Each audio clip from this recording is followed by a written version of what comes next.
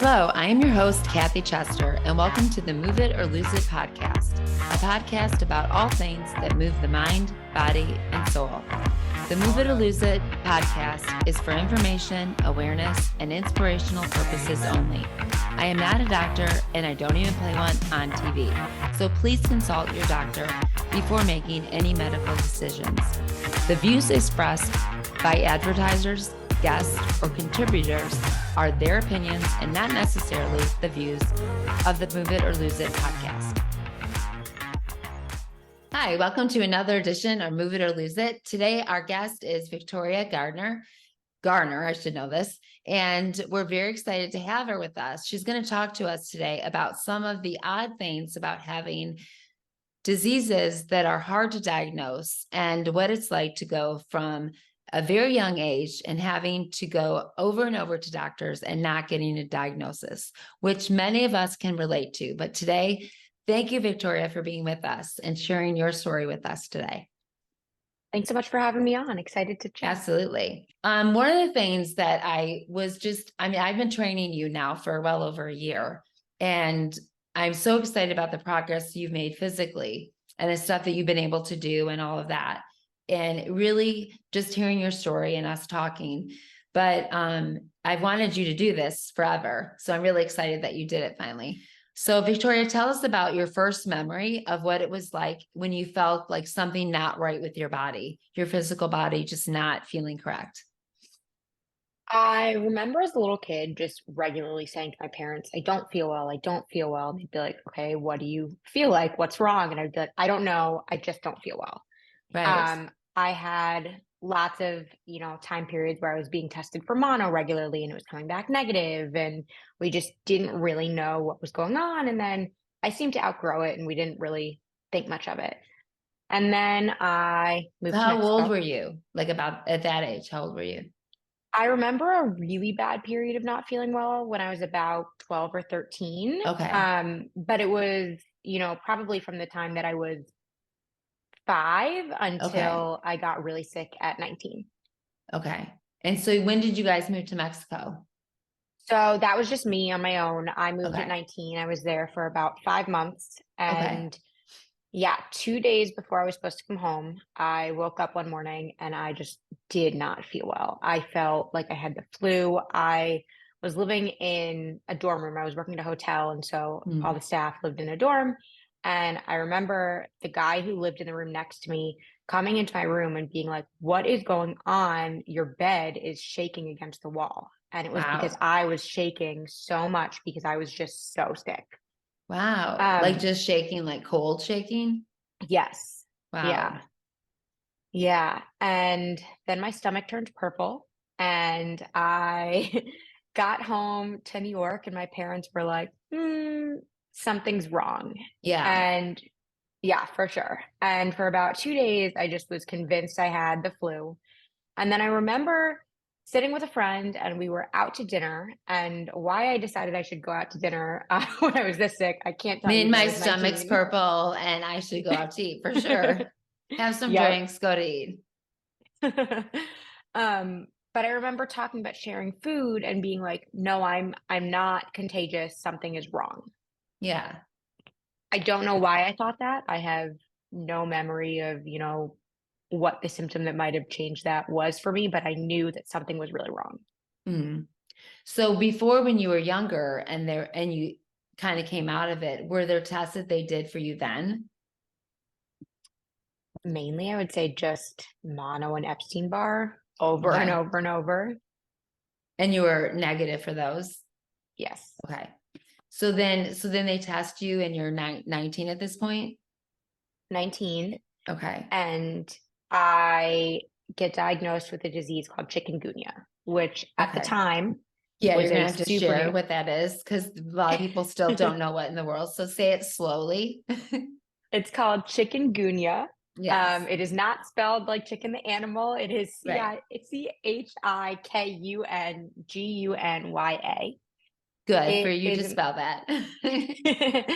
it's a mosquito-borne virus, and it's kind of similar to dengue fever, except that instead of having stomach problems, you have back and joint problems. Mhm.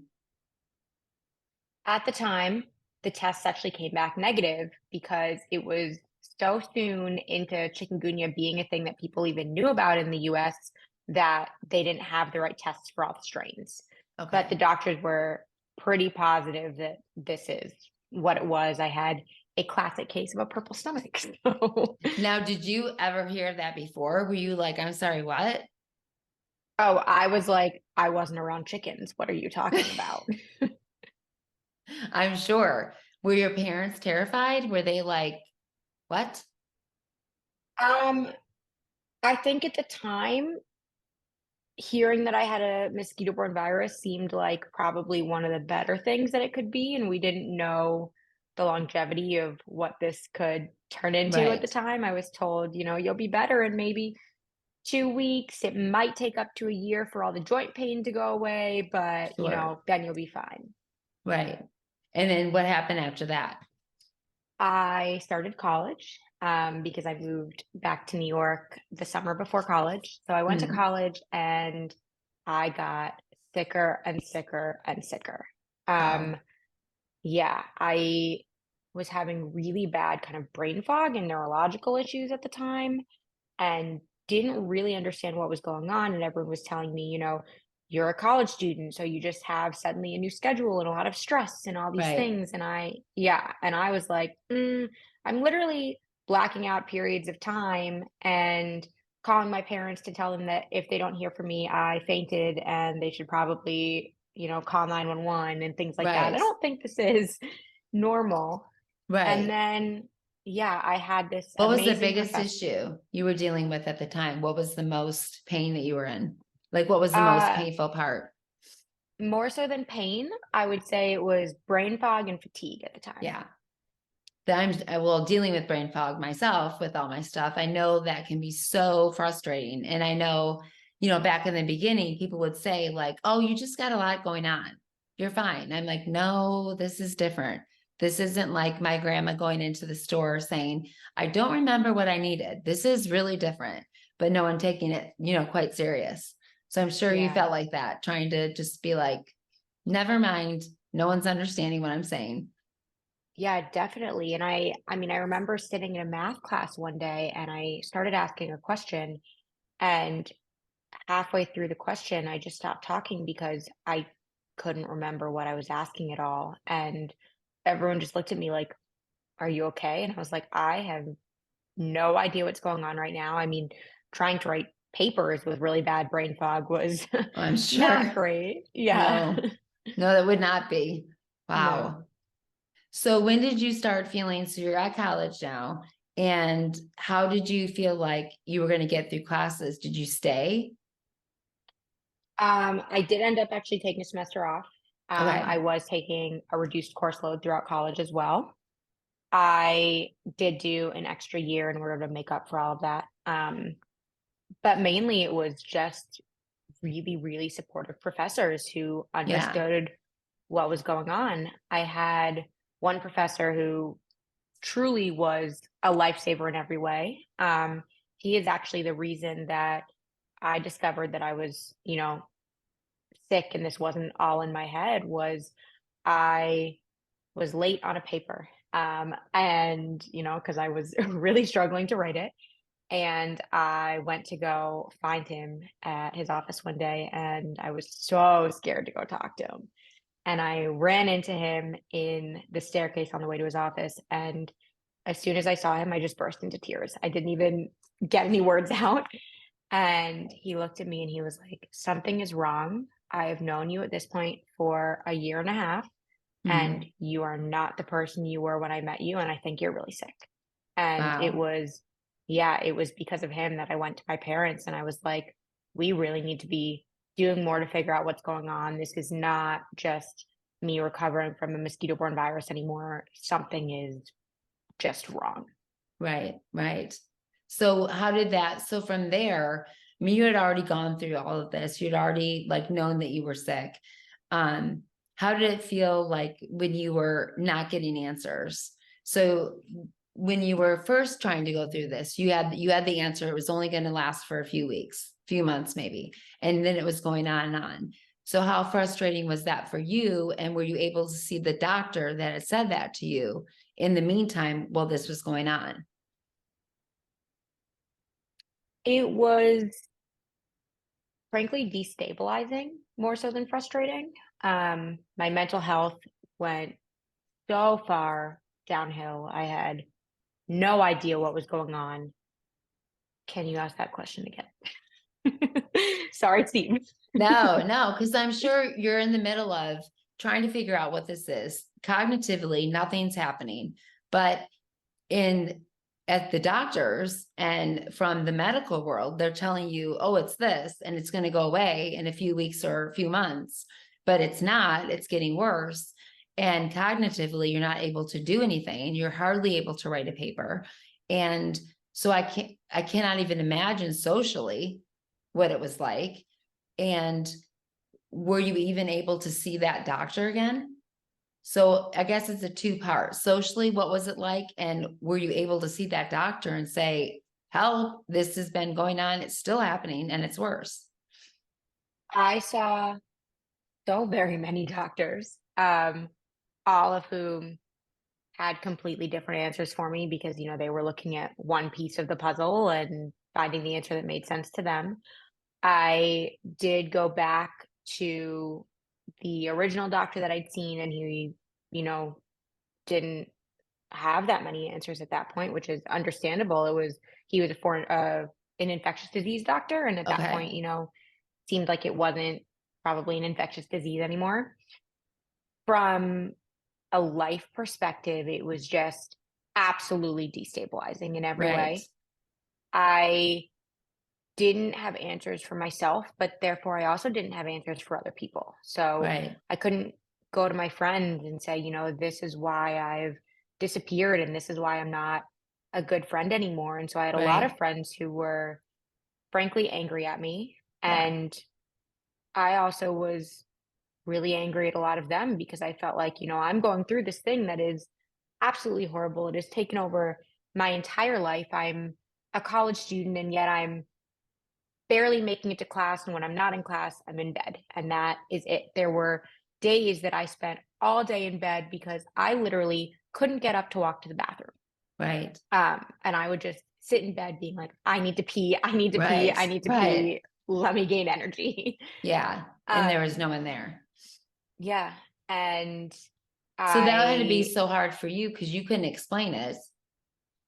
And yet doesn't sound like there was really anyone there to help you, to really, really care to understand what in the world it was, nor would they really if you tried to explain it. I think that's true in large part. I also do want to call out that I am so fortunate that I did have some friends who were really, really incredible friends through this. Good, good, good. Yeah, I had a friend who would come to my room just to clean my room because I didn't have the energy to do that. Oh, wow. That's good. Yeah, yeah. So I had people like that in my life, which was incredibly lucky. But I also had um, a friend going through some mental health stuff at the time. Uh-huh. And I think that's something that a lot of college students can comprehend because that's, fairly common in college. And Right, so I had a lot of friends who were there for her, and I'm so glad they were there for her. Don't get me right, wrong, absolutely. But I also was sitting there being like, I feel like I'm losing my mind. I, am so sick. My mental health has gone all the way downhill. And yet everybody's mad at me for not being there for this girl, but no one's here for me right now? right, right. Yeah. And a lot of it, you think just because it was unseen, because they I think couldn't a lot of see. it I think a lot of it was unseen, which is something that, has been something that I've had to work through since getting Right, healthy or getting healthier, where I've been able to recognize this isn't something that was just on them. I didn't right. have the words to explain to them what was For going on. sure. So yeah, of course they couldn't be there. Um, I think it was also something that just I was 19 years old. How do you comprehend this as your average 19-year-old? You don't, and that's Right. okay. Yeah, absolutely. I think it's so difficult being young and being diagnosed with stuff because you don't have the tools to explain that yet. and you're still trying just to understand, like figure out who you are. And that's really a tough age. And I think that must have been horrific. So once you told your parents that, I think this is something a lot more that we really have to study and figure out what this is that when you then took the semester off to go home and kind of figure it out? I took the semester off a little bit afterwards. I Okay. was supposed to go abroad. I was Mhm. supposed to go to Denmark for my junior year, and I was so excited. I had my bags packed. I was literally leaving my apartment to go to the airport to fly out. And I got back test results showing that I had a disease called Bartonella, which is similar to Lyme disease, or Right. it's a, Right. tick-borne virus. And I was gonna need to go through treatment for that, and I just I was standing in the elevator hallway, and I emailed my, professors, and I emailed my advisor, and I emailed the study abroad dean, and I was like, "I, have a little problem. I'm supposed to be flying out today, right now, actually, but I can't. So what do I do? Can I come back to school?" And they were so incredible. They worked everything out literally within 20 Wow. minutes so that I could be back for the semester. And we ultimately decided that it just made sense to take the semester off and focus on treatment. Yeah. Yeah, definitely. Were you glad after? I'm sure you were devastated to begin. I was glad for a host of reasons. Honestly, it was also just a super fun semester because going through treatment was the first time in years that I felt like, somewhat of a human. I wasn't just bedridden, basically, which was Yeah. lovely. So I was, out and about in New York with my friends a little bit Right. and kind of, Right. yeah, finding myself again, which was, I Yeah. think, a really, really important piece of the Sure. journey. Sure. Now, how was the treatment? What was the treatment for that? What did they do for you? It was antibiotics to start, Mhm. and then a bunch of various, medications, basically. So mainly pills. In the beginning, it was extremely brutal. I had to sit up for 2 hours after taking each dose of the antibiotics, which I took 3 times a day. Mhm. And I was so sick that I couldn't hold myself up. And my parents would literally sit behind me, holding me up so that I wouldn't, have to lie down after taking the antibiotic. Wow. Explain to people who don't know what that is. What does that feel like? What does that disease feel like? Ooh, With it your muscles, is your body? huge amounts of fatigue, huge amounts of brain fog. I was having these kind of one-off random symptoms, one of which was it just felt like my hands were not connected to my arms and like my wrists didn't exist sometimes. I had a headache for multiple years that just Oh, did not go away. I tried every migraine medication in the book. That was a really, really big issue at that time. And that was one of the reasons that I decided not to go back to school that semester. I would say those were the biggest pieces that I was dealing with at the time. yeah. Probably like a lot of light sensitivity. Oh, yes, Yeah. I did. I totally forgot about that one. I did sit in dark rooms wearing 2 pairs of sunglasses because it Yeah. was too much sometimes. Yeah. I feel like I'm always like too much light. So I have like a Yep. bunch of different glasses for like driving night glasses, doing this, doing that. And so eye sensitivity is such a big thing with all of these fun diseases. So then you've got that you're getting treatments. And so one of the things I wanted to ask too is before I want to go there, let me go back to this.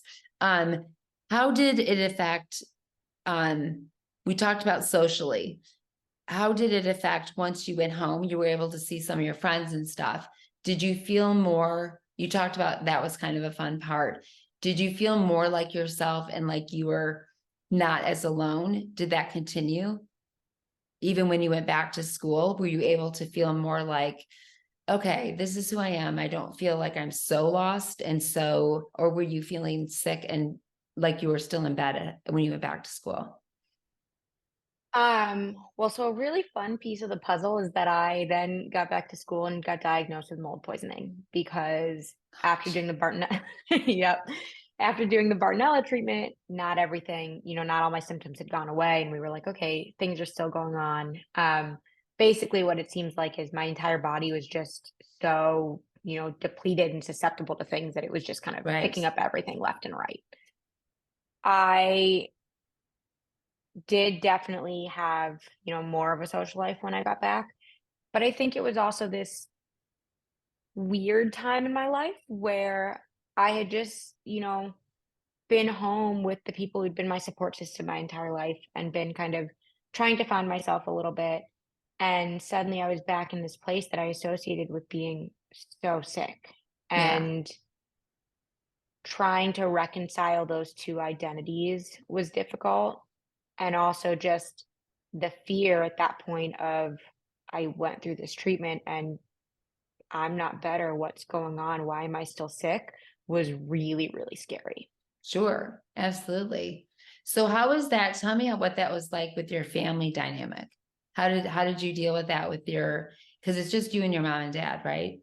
Yep. I am an only child, which sometimes I'm like, I wish I had a sibling, but I think in this case, being able to have their full support at the time was Sure.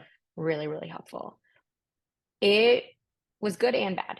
Um, Looking at it now, I am so grateful for the time that I had with them that was really, they were my caretakers, and I have a relationship with them now that is unlike the relationship that I see, anyone my age having with their parents because there are, you know, no walls between us. They learned way more about me than any parent should have to Yeah. at the time.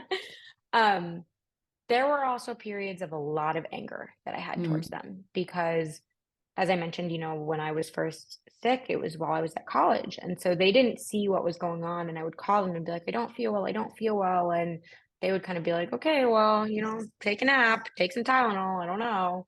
And I was really angry for a while that they didn't see what was going on and they weren't understanding everything. But I also can very definitively say that once they understood what was going on, they were there unwaveringly. I think they both had their own kind of timelines and journeys to understanding what was going on. But, my dad was doing everything he could to look up every doctor and every I'm diagnosis and sure. every treatment. And my mom was dropping everything on a daily basis to literally, sleep in my room when I needed it and Right. take care of me in that way. So they were both there 1,000% for me. Right. And I'm sure it felt terrible for them once they saw you and understood that it was much worse. I think I'm it's sure that had to be something tough. that absolutely. And I think it's something that we are, all still working through healing from in our own ways because my dad only said maybe less than a year ago. He said very recently he was talking to my boyfriend about, when I was really sick and he mentioned that he had no idea if I was going to be okay and that he was scared Mm, every day he would wake up and wonder if I was going to die. And wow. I had no idea that that was, you know, a fear of his and As a that's parent, that traumatic has for to be everyone. absolutely. I mean, I think about that when you tell me stories and I think, wow, thank God my kids were healthy and they, my oldest does have MS and he didn't get diagnosed till he was an adult. And it is terrifying when one of your kids is sick and there's nothing you can do. And the guilt as a parent is, did I give it to them? Like how, I mean, in your head, that's ridiculous. You don't have the power to do that. But there is this guilt of where did it come from? Is it my side? Did I do it? And so to see your baby, you're always your parents' baby. And so it is so terrifying and so heartbreaking to see your child sick and not be able to fix it. So I'm sure that your parents have had many times where it was very scary. Definitely. How was it for you now, even socially? Do you feel like, I remember for me getting diagnosed, I was diagnosed, whoops, I was diagnosed and those always come out. Um, I was diagnosed in my 20s and I remember feeling like, well, I already had a baby. So I was already feeling much different than friends my age or that I went to school with. And I just, then being sick, I never felt like my age. I always felt like older and had a hard time kind of hanging out with people my age because I just felt like I don't even know what you're talking about. Like the stuff you're talking about is so I don't mean to sound judgmental, but at the time I felt like this is so stupid compared to like life. And I just didn't feel like I fit anywhere. Is that anything that you felt like or no? It's something that I still relate to every day. I Okay. feel in some ways so much older than I am. Yeah, I have had to think about things that most people my age have never had to consider as they plan their life. sure. Um, and I'm fortunate now that, I do have a full life, but we didn't think that I was ever going to get there. So that's, Sure. still something that I'm grateful for every day. Yeah. And on the other, like the other side of things, I feel so much younger than I am because I missed 7 years of being a teenager and being in my early 20s. Yeah. And so there's, a lot that is new to me that my friends have been, living for years. Yeah, for sure. And it's kind of like this ability to redo things. I know I like to Absolutely. do a lot of silly things that like I felt like I got robbed from. So, the kids are like, you're carving pumpkins, like it's a huge thing. I'm like, I know, but I feel like I missed out on a lot of that. So I'm gonna have a big pumpkin carving party. So they're like, okay, mom, like, woo. So, but there are things that you feel like you missed out on because you missed a certain amount of years. And so you can't get them back, but you can still have fun doing some things. And I always just feel like it, if anything, it keeps us younger. So we'll look really good. We'll just Well, age really well. my grandmother looks probably 20 years younger than she is. So I'm Good. really fingers crossed I have those genes. Yes. That's what I always pray for. I had a grandma that was awesome looking. I'm like, yes, please let me look like that. So definitely. So, I mean, when I see you, I have to constantly remind you, like, slow down. Because you have a very good attitude and you really want to do the best. And including with work, you're always answering work emails. I'm like, hello, my time with you. But you're very good about responding and about getting down to your work. And I know that's a big deal, very important to you.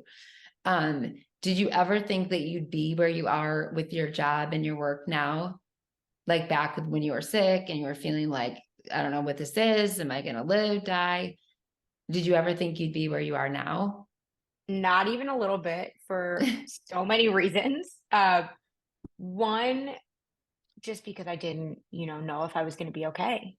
And that's, as we've discussed, that's terrifying. And that's something that's a really, really hopeless feeling where I would look at the future and it was just a black hole, entirely a black hole, because I didn't even want to picture what it would look like in a year, because if it didn't look any better, then that was upsetting.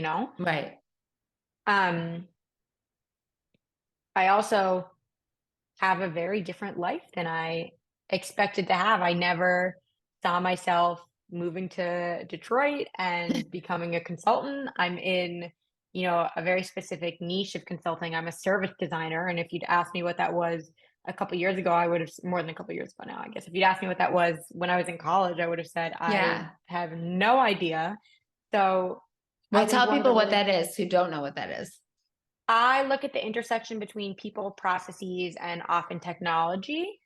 Basically looking at kind of how do you go through from defining your business objectives through to kind of going through user research, creating your solutions, mapping those back to those business objectives, and doing that while considering your people, processes, and technology. Mm, very good. Very needed. Thank you. Yeah, it's a lot of fun. I love it. Highly recommend the field if anyone's Yeah. interested. But it's also something that for me is a huge lesson in positivity, because Yeah. I had things come out of being sick that I never would have expected. As I said, I'm living a different life than I'd pictured for myself. I kind of assumed I was, going to stay in New York City and go into finance. And I am 10 times happier than I would have been if I Yeah. had done that, because that just isn't the right thing for me. And that's okay. Right. And I'm really, really grateful for that. I have this really strong belief that everything in life is like, ugh.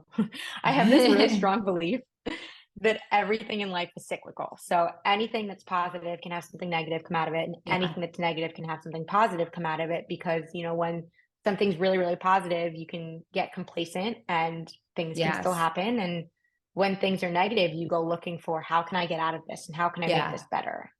And that's what happened to me with being sick was I started to think about what do I miss in my daily life? What do I want to be doing in my career? And I was able to make that happen for myself, which is, Yeah. really cool. That is really awesome. I think it's a great attitude that I think if more of us could have in the autoimmune world, in the sick world, in the, I think that it's such a powerful statement that you said. And I think that if more of us adopted that, if we really could take a breath, and today in Michigan was actually a beautiful day. And it's like I woke up and it was dark and gloomy, and I thought, oh, it's going to be terrible. But, when the sun's out, take that minute to go out and just enjoy that minute and take that time to just enjoy the things that we don't stop to enjoy. And I think that gets us, into that negativity where we can go so quick, especially when we're not feeling well. And so often I see that there's a difference between that joyful personality of people that are dealing with things because they've gone through so much, but they've also realized to be so grateful for the days that are good. And then you see people that are the same, have gone through the same stuff, but nothing can make them happy. Nothing, can make them thankful or grateful. And it's sad to me because I think, man, I would hate to go through all this stuff, that you and I have gone through. And on top of it, be just very depressed and very just angry. So that always makes me sad when I see that. And I don't see that with you. So what do you think that is behind that? What do you think keeps you wanting to keep going and that drive and that positive attitude? Therapy, 100% therapy. Agree. Don't don't get me wrong. I absolutely have those days where I am down and angry at the world and just, miserable. And to an extent, that's okay too. Absolutely. I have really been fortunate. Boo. Sorry, Steve. I Sorry, you're have on the really you're on the best podcast for not getting the words right. It's the best one. I have been really fortunate to have the support system that I have now. And frankly, I know that, comes with a level of privilege that not everyone has access Yeah. to be able to pay for that support and that therapy. My parents are huge in reminding me to enjoy the little things. I've been really explicit with my boyfriend that I need that to be something that he reminds me to do too. And so Yeah. sometimes he'll call that out for me as well, which I appreciate. I think the biggest thing for me has actually been working with a life coach. And that is something that my dad suggested to me. And when he said it, I was like, okay, I'm not working with a life coach. That sounds like not a real thing. Yeah, I know you got And on me that it's not on my cards. You're like, why are you not putting that? I'm like, I don't know. So it's now on my cards. You're like, you'd good. be so busy, no one would ever leave. You like, you're on with me. You give me advice. I'm like, I know I have to put that on. So yes, now it is. But no, you're right. That is huge. That is a big thing. And when I do Yeah, that, it's big. And I love being able to do that with, and most often it's with girls, and it's most often your age or a little bit younger, and it's getting through this few years of your life. And it's a huge thing.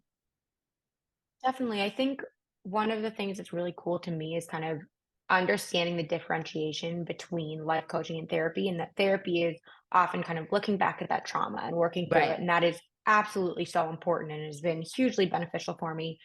I also found that I was getting to a place where I just kept looking at myself as I'm the sick girl and I need to work through Yeah. this.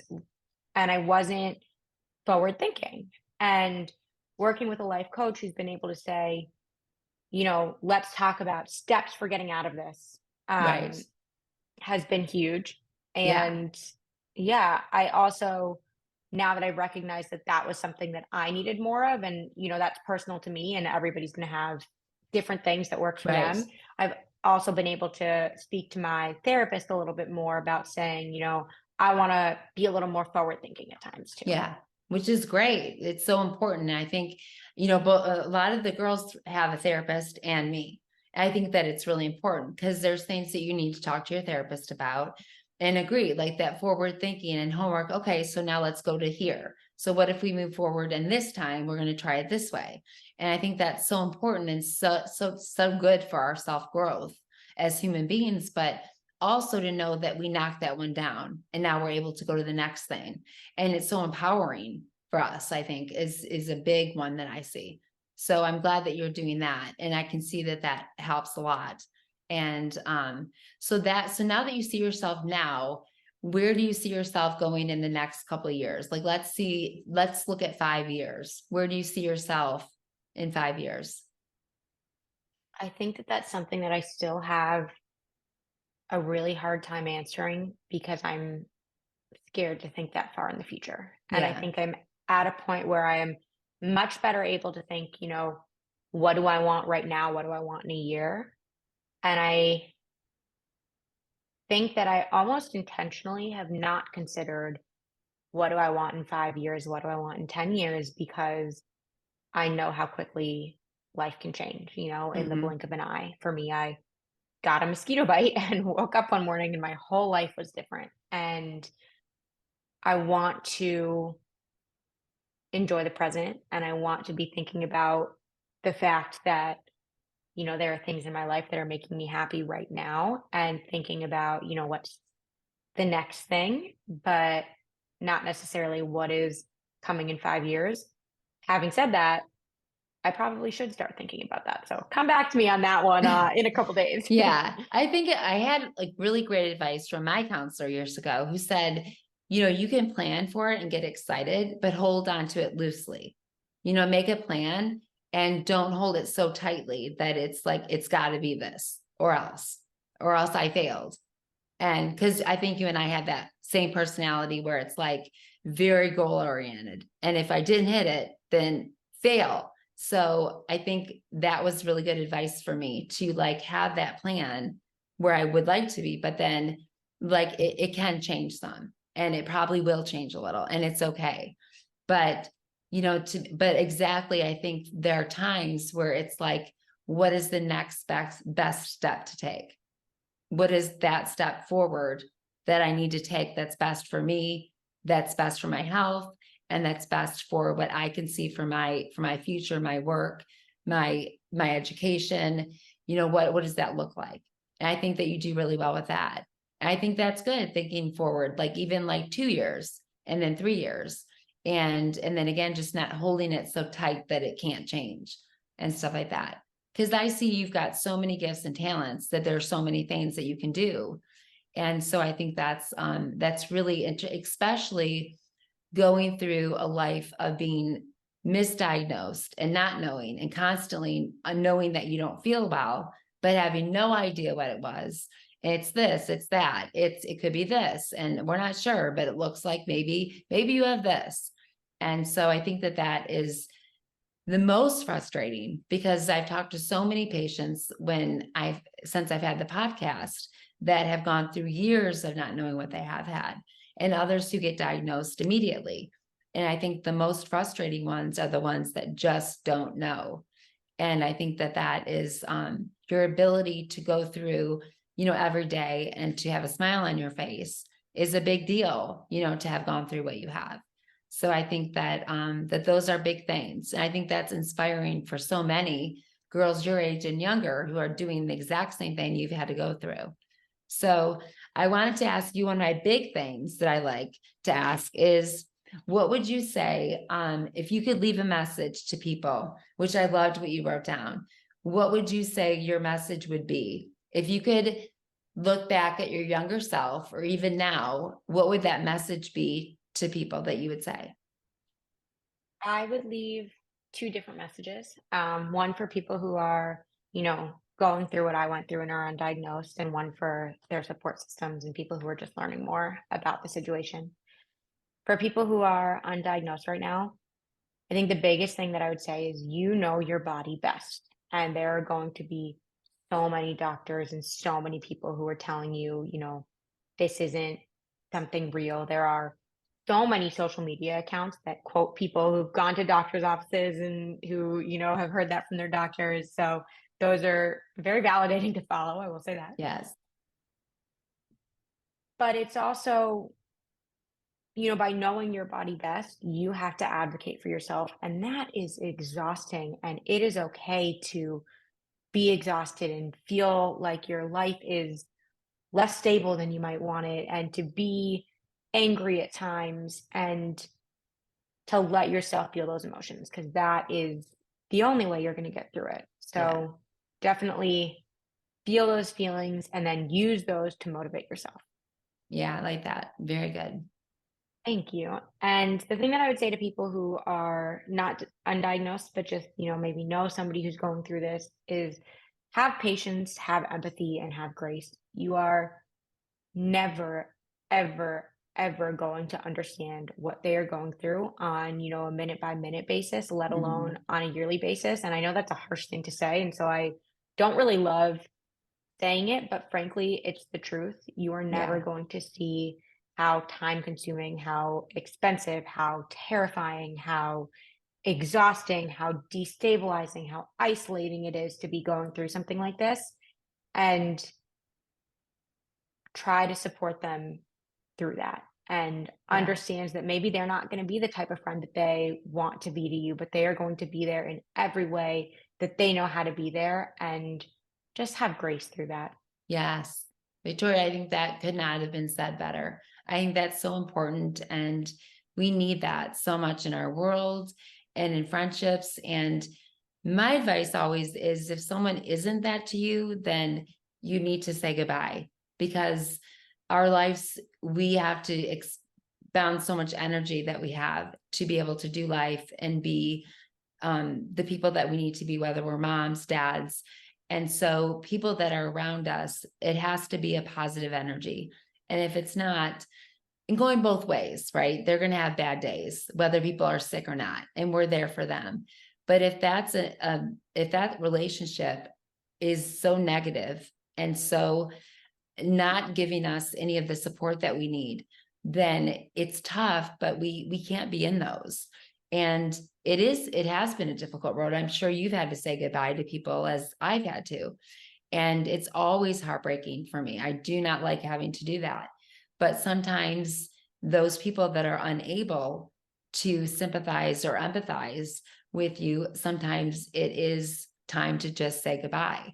But it is important, and people that are around us or around or doing anything with family or friends, it is important to know that. So I think you said that really beautifully. Just be compassionate and have grace, because we don't always act right. And sometimes we're so frustrated and tired and we say the wrong things. We're short tempered.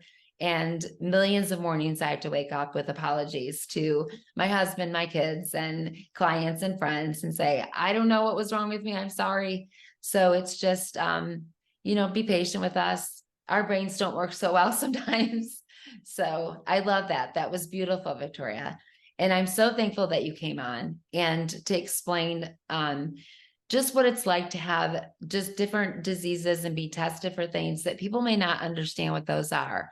A lot of people that come on have, like, I was diagnosed or treated for lupus. I have, having multiple sclerosis for years. People were like, I'm so sorry you have muscular dystrophy. And I'm like, thanks. But people didn't know what that was years ago. So it was, it's a big deal when all these autoimmune diseases that don't really make sense to people. They're like, I'm so sorry. What is that? Most people don't know what these are. So thank you for coming on and just sharing your story and what you've had to go through all of this. And can't wait to see what you're doing in 5 years. Me too. I will keep y'all posted when I have Yeah. any idea of what it looks like. For sure. Well, I will see you in just a day, I think, or 2 days. No, tomorrow. So, thank you so much for doing this, Victoria. I'm sure this is going to be very inspiring for so many. So, Thank you. I love Well, you a thank you. ton. And don't forget to give us some feedback and let us know how much you like this and how it helped you guys. So again, we will see you guys in a couple of weeks. Thank you so much. And don't forget to make sure that you subscribe to this. You can subscribe on Apple, on Spotify, or on YouTube, but make sure you subscribe and rate us and give us a whatever. I would love to get a 5-star, but make sure that you give us a great rating. So thank you so much, guys. Talk to you guys soon. Bye-bye. Well, thank you so much for joining us today on Move It or Lose It podcast, where you can again find us every Tuesday, and also wherever you like your podcast, whether it's Apple, Spotify, Stitcher. Join us on that, and we can't wait to see you again. We're going to have a lot of exciting guests and working together. And as always, you'll hear us say at the end of every podcast, we are stronger together. So let's do it. Let's become stronger together. Have a great day.